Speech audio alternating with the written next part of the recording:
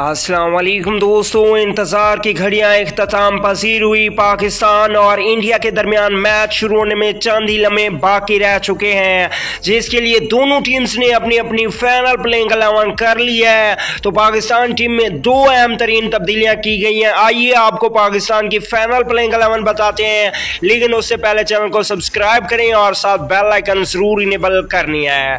पाकिस्तान की प्लेइंग 11 में मोहम्मद रिजवान ओपनिंग करेंगे और दूसरे ओपनिंग बैट्समैन होंगे कैप्टन बाबर आजम।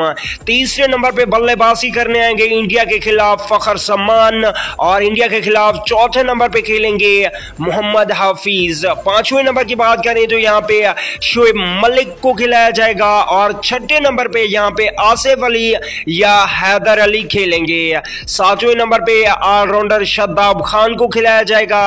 वहीं पे आठवें नंबर की बात करें तो यहाँ पे ऑलराउंडर खेलेंगे इमाद वसीम। नौवें नंबर की बात करें तो यहाँ पे फास्ट बॉलर खेलेंगे शहीनशाह आफरीदी, और 10वें नंबर पे फास्ट बॉलर खेलेंगे हारिस रऊफ। 11वें और आखिरी नंबर की बात करें तो यहाँ पे फास्ट बॉलर खेलेंगे हसन अली।